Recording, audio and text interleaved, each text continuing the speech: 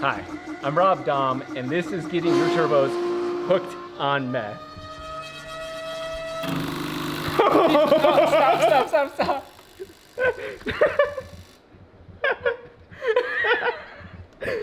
We did not plan that.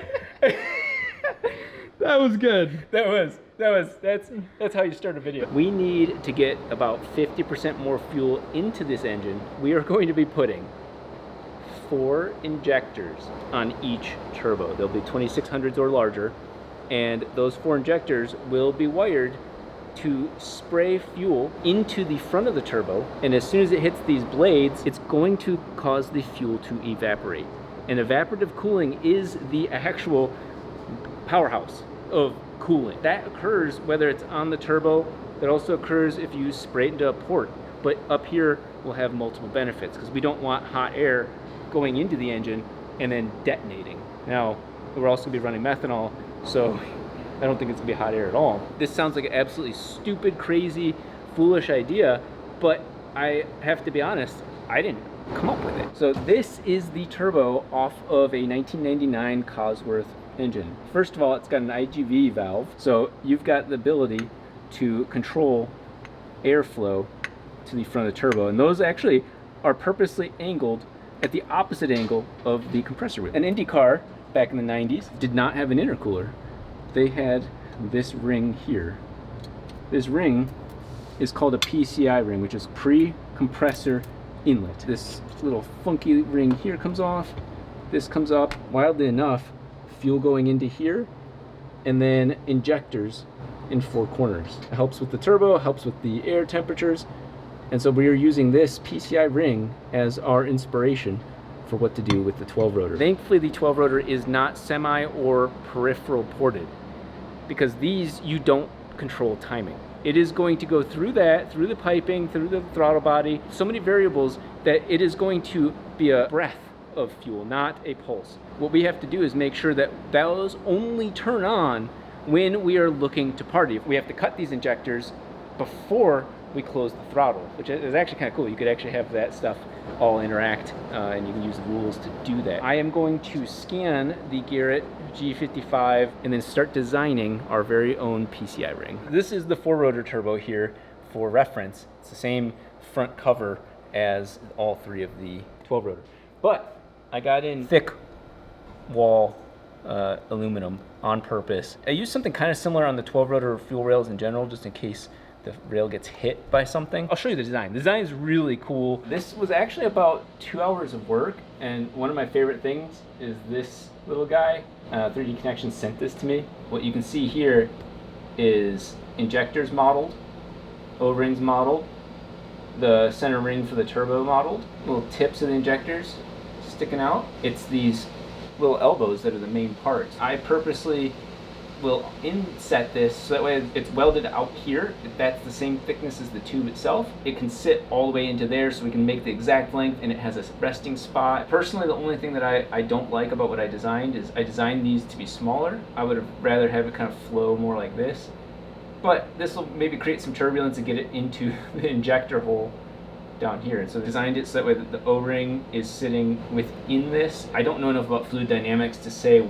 ideally, and I don't think this is a situation where I'm have to worry about it too much. So where does the fuel come in?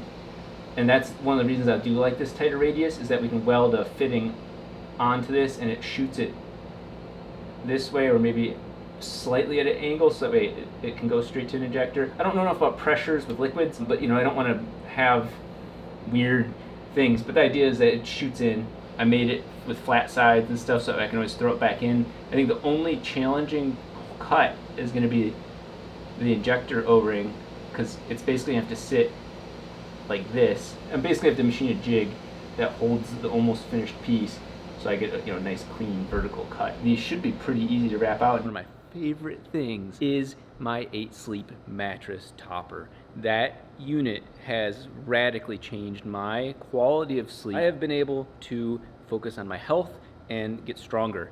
And it's all from a foundation of good sleep, and that is what 8-Sleep is all about. There are so many benefits, and you can even see it yourself. I ate something really bad and you can see how low my heart rate variability got that night. It straight up messaged me and said, you might be getting sick. I normally roll my eyes when I see AI. In this case, the love put into their programming told me, I know more about you than you know about yourself, and it was right. There are so many different things about the 8 Sleep mattress topper and options and features. So as we film this, I am slowly starting to perspire and I will be a drenched mess. But that mattress topper, 8 Sleep, can get down to 55 degrees. And then in winter months, the 8 Sleep can remain up to 110 degrees. Not only that, 8 Sleep has the Pod 5 Ultra. The blanket itself can be temperature controlled along with the bed. So if you were like me and are looking for up to an additional hour of quality sleep, head over to 8sleep.com/RobDahm and get $350 off your very own Pod 5 Ultra. Not only that, you can try it for 30 days and return it if you don't like it. The best part is they're shipping to many countries worldwide. You can see all of the other details at 8sleep.com/RobDahm.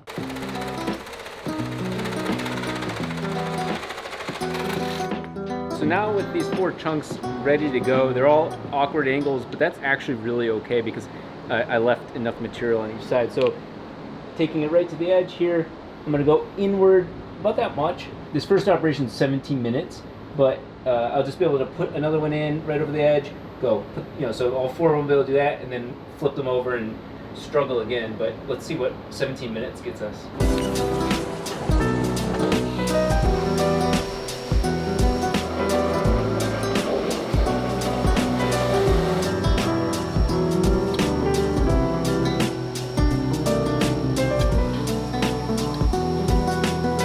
Really proud of this.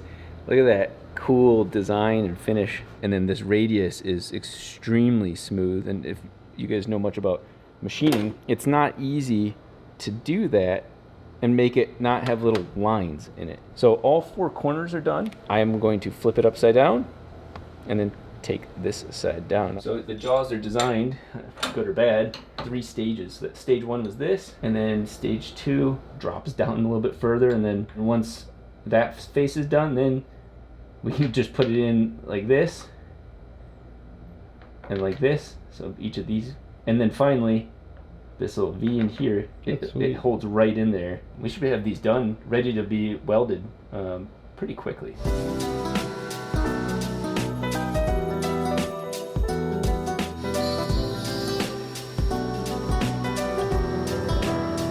Sick.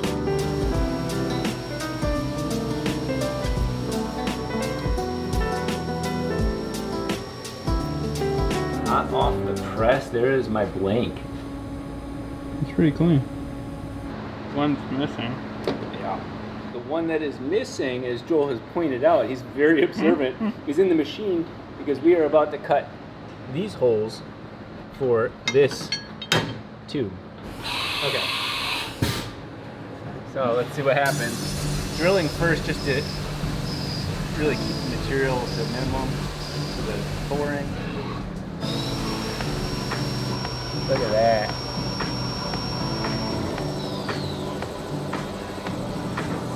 Okay, no holes straight through, that's good. So let's make sure that this outer ring can fit that tube. Nice. That makes that a lot easier to weld. This material right there is the same thickness as the wall of this. The way that aluminum works, you really want them to try and be the same wall thickness. Otherwise, it's just more challenging. So this should be welded all the way across there. The inner lip, we can make this nice and flush, but even if it's not perfect, it still is being encapsulated. Pressure is not just being put on the weld, it's being put on the raw metal that was already there. So now I have to do that 1, 2, 3, 4, 5, 6, 7 more times. Just boop. Oop, this is actually about the most production work I'm doing. And mind you, this is for 1 turbo.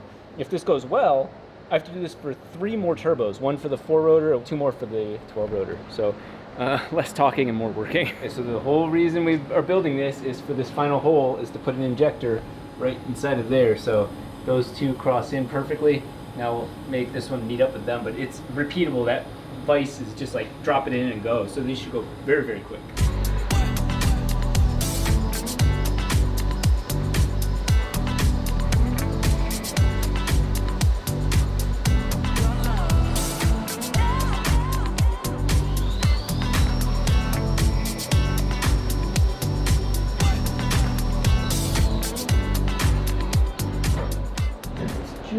where you almost feel like you're about to cleave the O-ring, but you're not.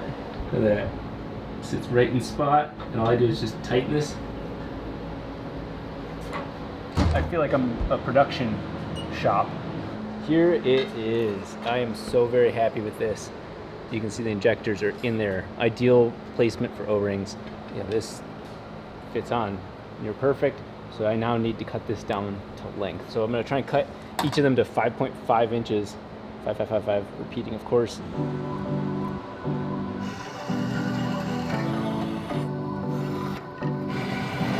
So now the question is, how consistent am I? That's pretty damn good. Brush the outside of them, it's got the inside edges.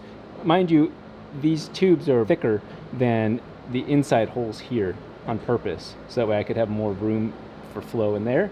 So technically I could even take these down further, but we're about to see this thing be assembled for the first time. It's kind of cool because it scales. Like if you wanted them all to be really small, there you go. So even just pushing in like that. I did not think we would have this quickly.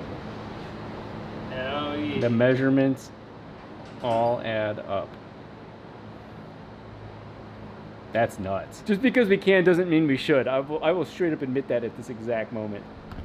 We're gonna have to cut this ring down to make little horseshoes, basically that bottom half of this whole thing to sit and not shoot them into the turbo.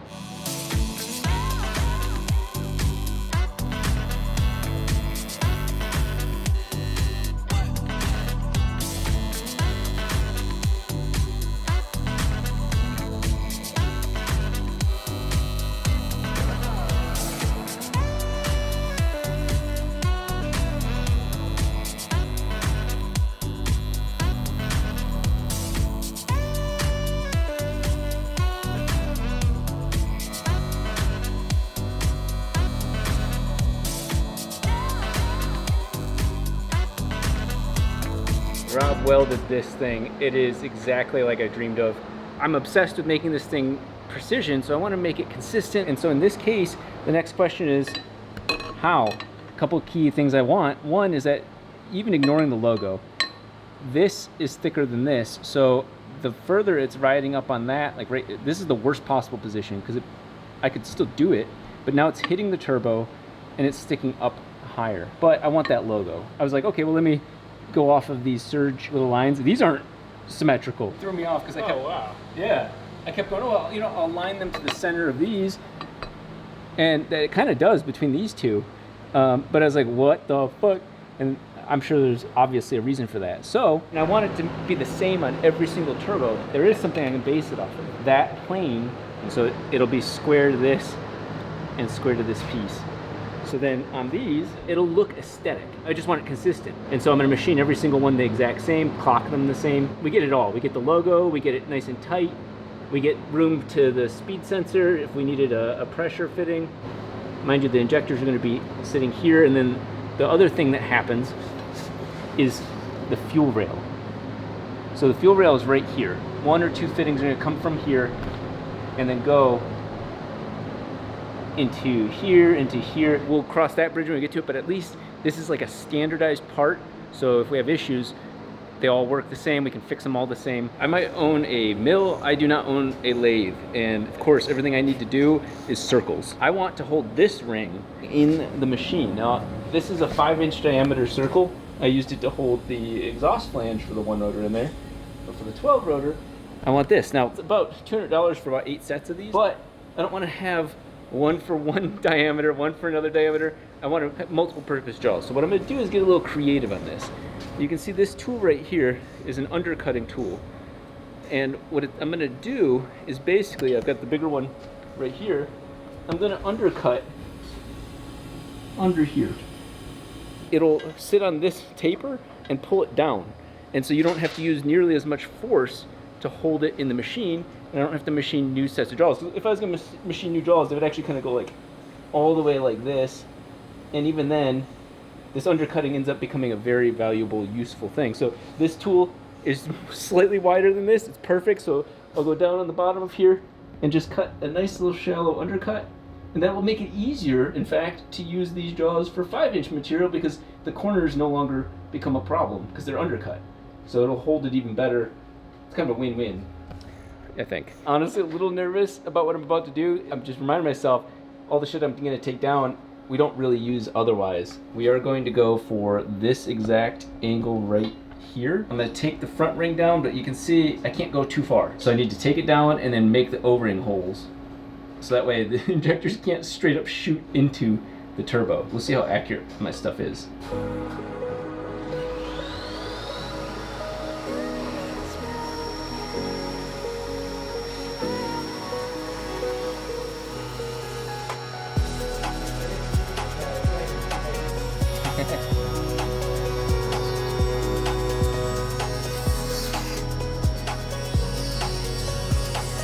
That can opener.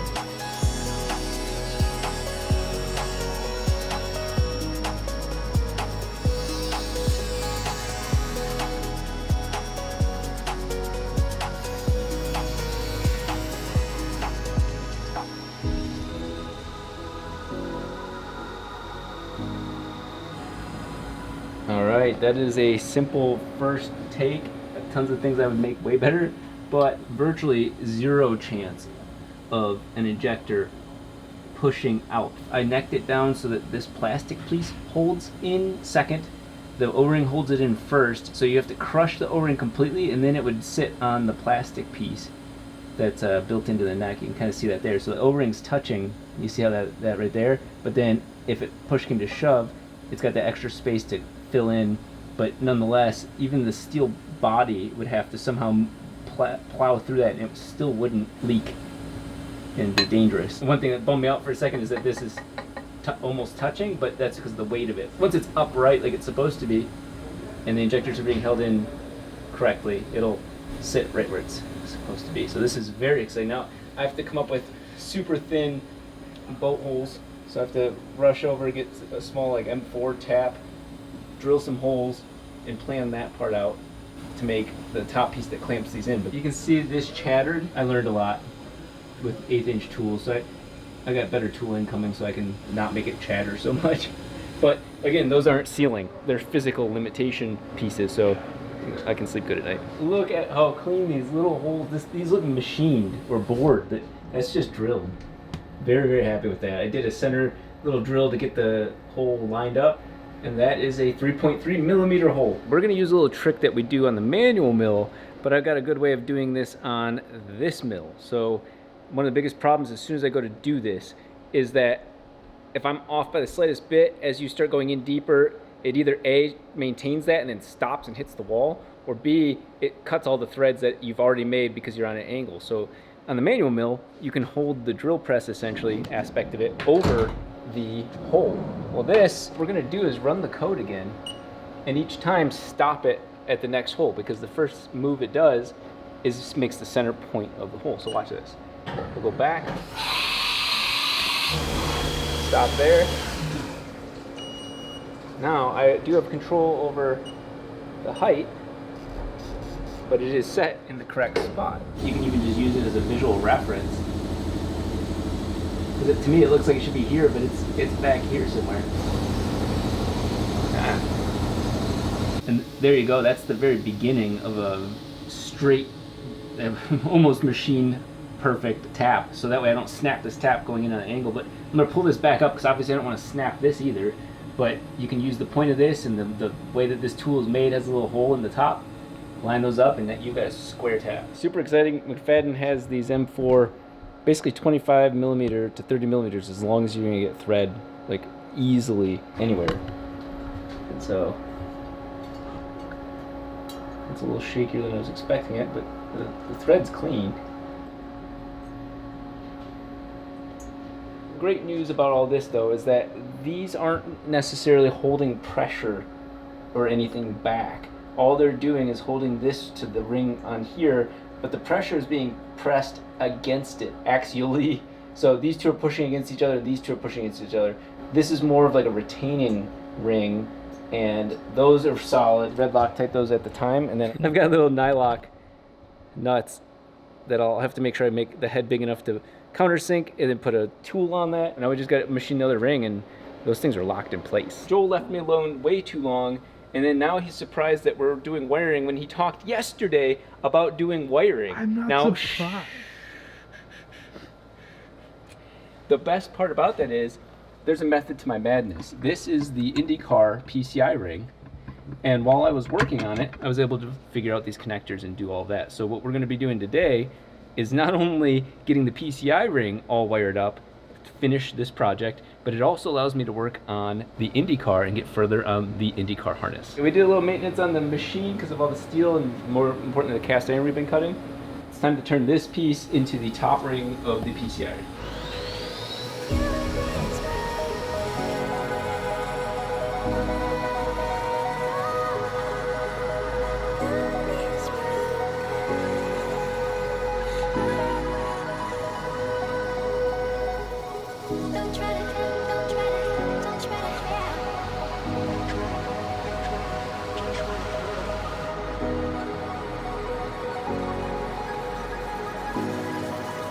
This is actually, even though it's halfway done, we can 100% test it. I've made it to where I can just cut the top layer off. That said, let's throw this on the turbo. Obviously I can't set it down further because the bolts are bottoming out into this plate. That's sick. But yeah, there you go. It's funny because it doesn't need to be airtight. It doesn't need to be like that perfect seal because this isn't a normal injector situation. I purposely cut it as shallow to the top, and you can see where it machined and where it didn't. So technically over here is going to be like 1,000th out. Not a big deal. Since we have Finn working on my Fusion account, I'm going to rip this one by hand. So I'm just going to, honestly I should probably use the bigger tool, but I don't want to throw a good piece. If that was really good, I would just trace the circle and then everything else would fall off. Maybe that's what I'm going to try to do. I'm going to try to etch it, sketch it, and minimize my cutting effort. Uh-oh. That could have been bad. Is it bad? It's a little bad. It might have chopped into my piece a little bit. Oh, over a bolt hole too. Okay, that's why you don't do that. Wow, it picked the piece up and chewed right into that. Oh shit. That hurts my soul of all spots too. It wouldn't matter anywhere else. Alright. Not my finest work, but by far my finest PCI ring. I'm gonna go take all this shit off the edges, and I'm not messing with this anymore. We've got some chunks taken out of it. Not my favorite piece to machine ever, but we still have structural integrity of the ring, so I'm thankful for that. Now you won't see this side of the ring because we're going to have some sort of horn, and then that will bolt on above this. The only annoying thing you could probably see is a gap right there. That's pretty sick. Those are not going anywhere. This one I'm going to switch to the correct size O-ring, but bolt these down. That's it. We did it. What I want to say to you doesn't make it directly to you. I have a filter, and the problem is when I start to ramble, when I start to ramble, that filter does a damn good job. The problem is sometimes what I think is important is rambling, and I have a hard time blurring that line. That said, when it comes to the word wire, there's a big filter, almost a big problem filter. But right now, I saved the filter a lot of time by wiring all of this up myself. Now, it hurt my soul not to put the boots on these, but this is a first version and I'm not exactly sure how it's gonna go. One of the interesting things that I've done, and I don't know if this is gonna bite me in the ass, but I do know this with the Cosworth, is the two spraying opposite of each other is one stage. And I don't know if that's going to cause those droplets to get bigger. I know it's not going to atomize it more. That just doesn't make any sense. My theory, it hits in the middle, and before it collects, it's sucked in. All of that's going to go to an outlet. And then to test this, that's actually more complicated than I originally anticipated. Both Joel and myself came up with the idea of connecting this to like the 3-rotor and testing it, but it's just going to spray fuel everywhere. And then, but we want to test the fuel going through it. But honestly, once you hear the injectors clicking, you know that this thing means business. Top of that, we don't have fuel going into it yet. I don't know which angle this is going to go. Now this is a very neutral piece of equipment, so either A, I do it like this, or B, I do it like this. Joel bullied me into showing you guys a test, and I got it pretty far along. Thank God for the anti-gravity, because this would be a pain in the ass otherwise. A R3 that is actually meant for the C5 and other cars, and then the PCI ring all wired up. So nothing crazy here. power, 4 grounds. And so I'm going to plug this in, and you should see these ECUs start firing up, and it'll have errors because I don't have everything else connected to it. All I've done is wired the ignition on. I think it's time for me to play you a song. I've got my DJ equipment on.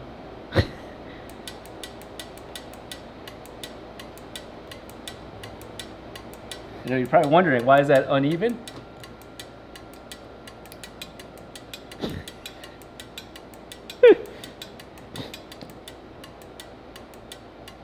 You're actually kind of good at this. See, I've been mixing my whole life.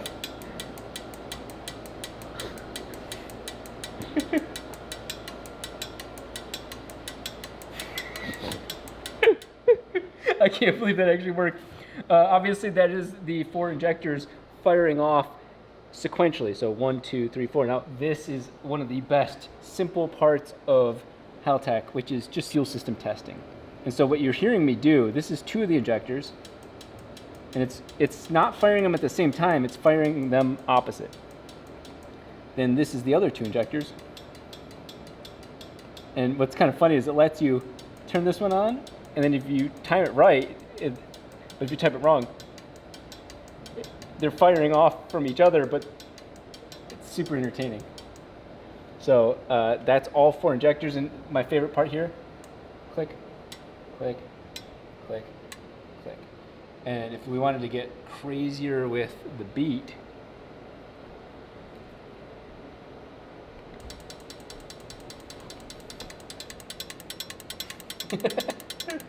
obviously when you're racing,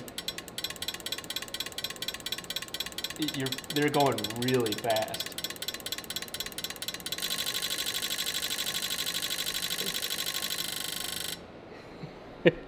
We're making music.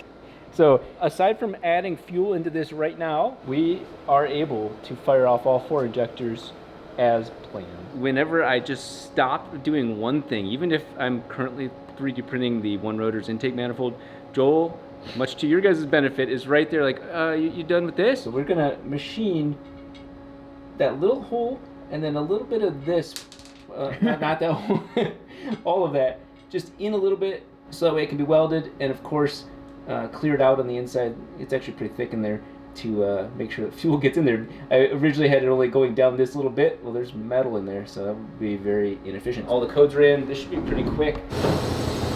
Ew. It still works though. It's out there, like, perfect. So I can weld around this. Even with that weirdness, it's still a very tight fit into these. You can see there's some shit inside of here, even with air drying it. So I'm gonna wash this thing out as well, multiple times, and then weld these on.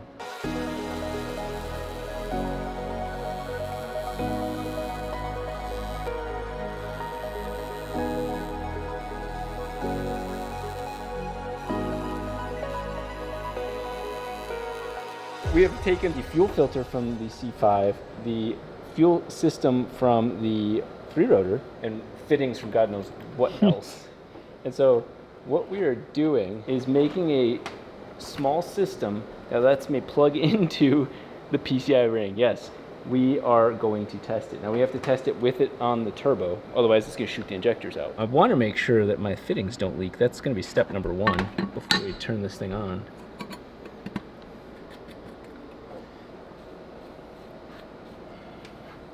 Well, let's run through the process.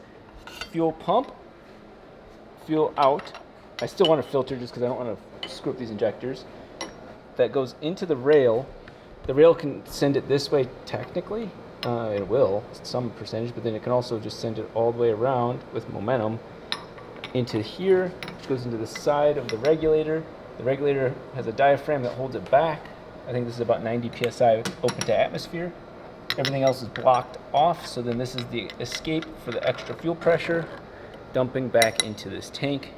This line is not necessary.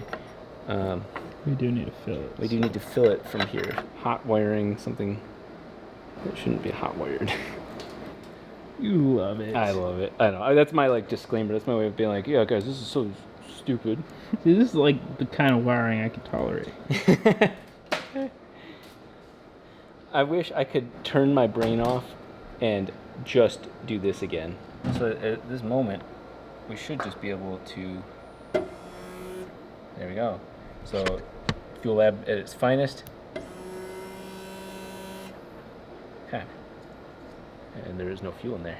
If it was a colder day, I would love to have had the gag of coming back out here with my face all rubbed in mineral oil.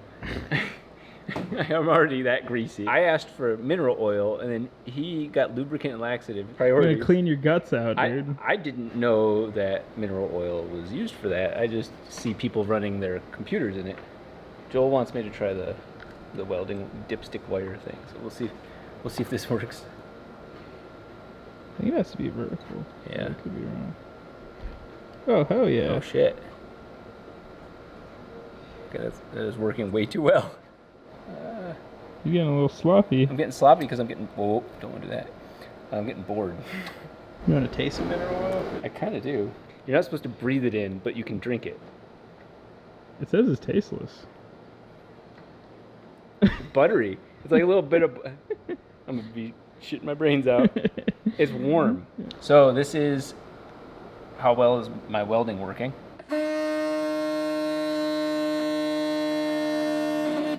I can't tell if that's working or not working. Oh, it's leaking. From here and there. Okay. Yep.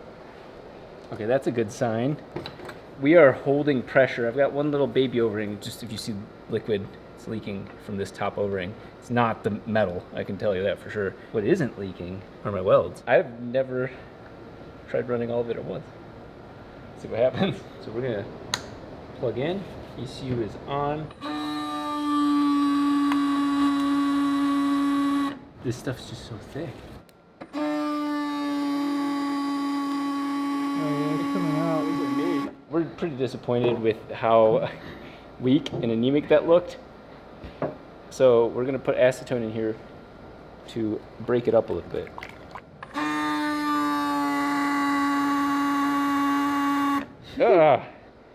Trying so hard not to put gas in it. Trying so hard not to put gas in it. But ethanol is not gas. I just want to see the injector work. That's all I want. So we've got a shit ton of oil in here. Should we empty it? Yeah, I think we should. Just want to say I egged Rob on to do this. Yes. Now it's escalated as he. I knew it was going to escalate, and I was avoiding this because I'm not going to half-ass this process.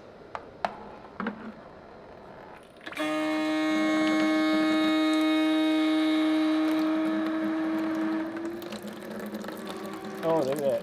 That was switching over to acetone. Yeah. Yeah, that thing's pretty gone. I hate bypassing the filter, but we've honestly ran the system. You know, it filtered. Yeah, something. whatever shit was in there. Yeah, whatever shit was in there immediately. We're using semi-good fuel, so. Please work.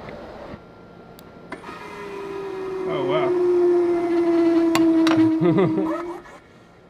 You see that pop? Yeah. It shot the injector out under pressure after I pushed it backwards, and so then it hit the O-ring. You can hear metal on metal. Let's go ahead and fire it up one more time and see what this injector is going to do. Let's see. That one's shooting. Oh, there's just more.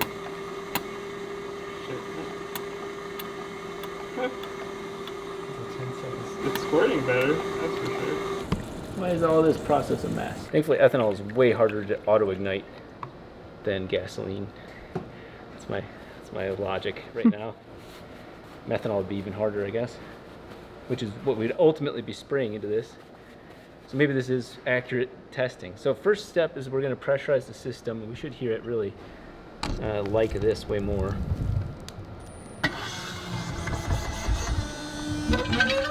Yeah, there. That's the regulator working. Huh. Oh, That's going. Oh, look at that. that's crazy. I said it was a narrow stream. That's crazy. That is like out here. It's worth shooting some fuel for this. You get over this way. I want the people to see. This is what your injector does. Now these are 2600s. They're also massive. Put that in perspective. But Here we go again.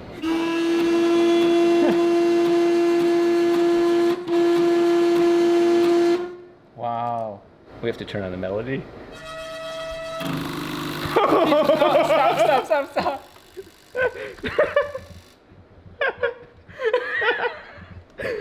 We did not plan that. That was good. That was. So we have made an absolute mess of everything, but at the cost of testing. First of all, we held pressure outside of the ring. It all went in here, and that answers a lot of questions for me personally. I was setting it to 10 millisecond pulses, which is long. At 7,000 RPM, a rotary is only, it's like 7 milliseconds for one full revolution. So 10 milliseconds, it's more than 100% of the fuel used. But it answers the concern that these are massive injectors, but they also shoot such a narrow thing. So quite frankly, having them hit seemed like a really good idea to begin with. Right now, it was doing all separately, so they weren't going to hit in the middle. They were shooting like a diamond. It answers all the questions I had, and it certainly says add this. So that way all the fuel stays in the area instead of going past it. That's absolutely incredible and terrifying, and it's exactly what we aimed to do.